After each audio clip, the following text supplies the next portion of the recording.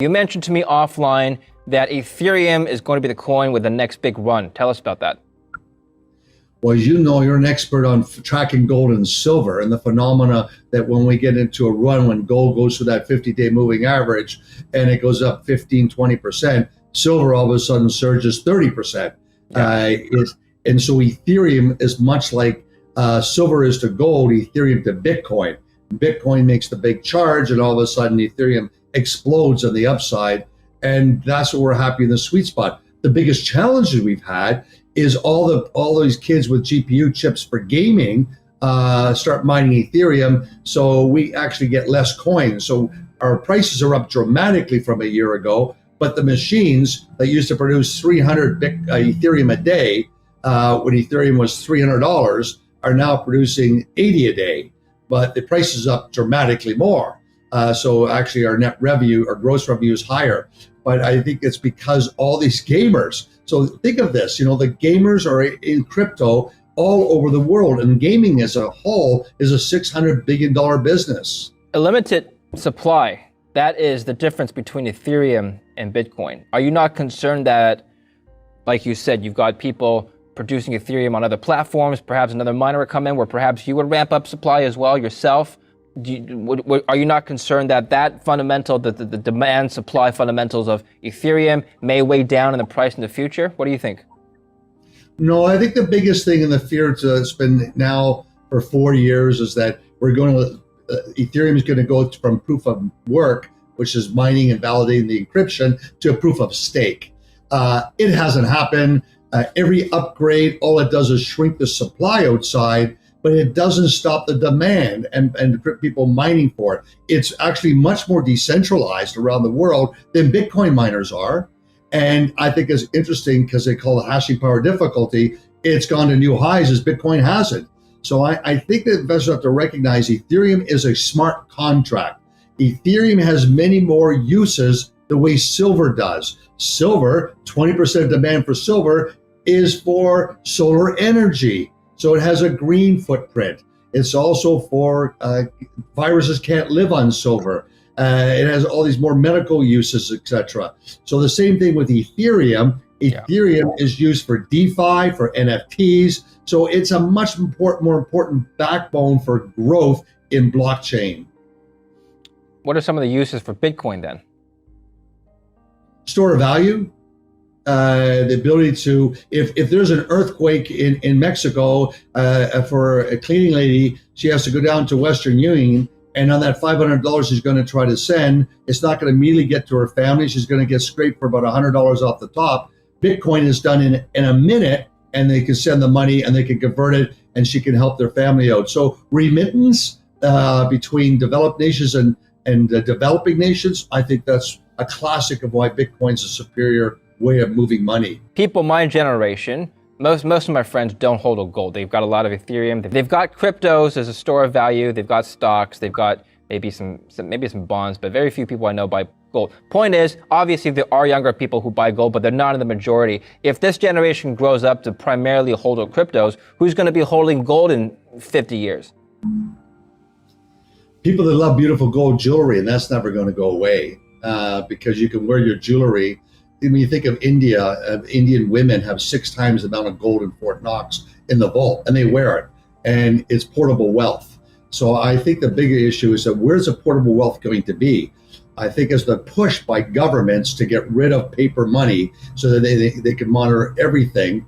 Therefore, the cash won't be bearer. It'll only be Bitcoin, Ethereum, and it'll be gold. So I don't think gold's going to go away because people want to be able to have what's a private asset. Very important concept. Who hates it the most? The more socialist the country, more controlling of the country, of the citizens, right down to human rights. China kicks everyone out because they're coming with their own digital money. You can see this evolving, but crypto is too big. It's just a global phenomena. When I wear a shirt like this, David, I get people telling me all about Ethereum and Bitcoin. I wear gold and go gold, and it's like, who's he? Who cares? So it's interesting that how this ecosystem around the world is much more caught up with blockchain and crypto money. What should you be hodling? Gold, Bitcoin, Ethereum?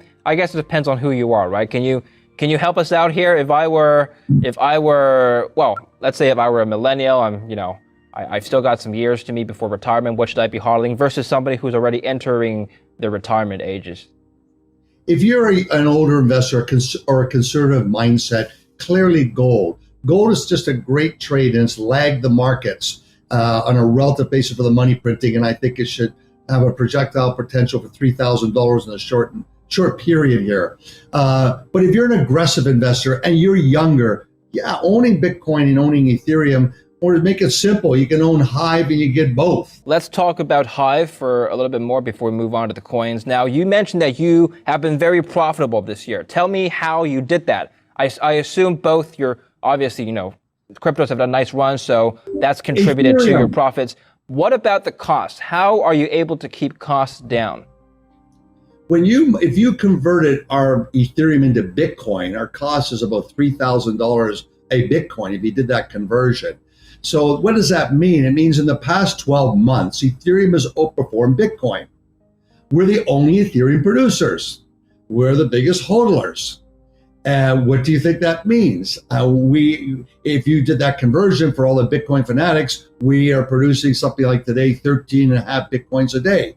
What we are doing is that we're upgrading our Ethereum facilities with the best NVIDIA chips, and we're expanding our Bitcoin production. We hit 1 exahash like we said we would in August. We expect another exahash of Bitcoin mining by Christmas, and then another one by March. So I think that the combination of why we're the most profitable is because we mine Ethereum and Bitcoin. What about electricity costs? I mean, as you expand your operations, would you not expect fixed costs to go up? Tell us about that side of the operations. Absolutely. You see that pressure point, unless you're building your own facility like we're doing in New Brunswick, that's 30 megawatts going to 50 megawatts to 70 megawatts, and we're expanding Bowden by another 10 megawatts. We've been invited into a sort of consortium to do 200 megawatts. But for us, it's more difficult, David, because we've really stayed focused on being the only green, clean miner. So we only, at this stage, use geothermal and hydroelectricity. We haven't used solar. We haven't used wind, but we've used in cool jurisdictions like Sweden and Iceland and Canada. Why is it important for you to operate in a jurisdiction where renewable energy is abundant? I mean, I'm just thinking, wouldn't it be more mobile or perhaps even cheaper to operate anywhere else where you're just using regular petroleum or electricity from other fossil fuel sources? No, I don't think so. And you can get great contracts and stable energy in Sweden. In fact, we use the hedging market and we locked in 2 cents costs. That's the lowest in the world. Of all the crypto mining companies, there's no one there can say they got 2 cent electricity that's green in particular. So I think we're in a very sort of sweet spot that way, but it's becoming more difficult in finding good, green, clean operations. One of the most difficult provinces is Quebec. And what I'm told is the aluminum lobbyist groups have planted all this FUD, fear and uncertainty, and basically a distrust for anything that's Bitcoin mining because they're worried about electricity going to hurt them. But that's just FUD. There's just so much of surplus electricity that Quebec sells into the U.S. And they are treating Bitcoin mining with a very old school mindset.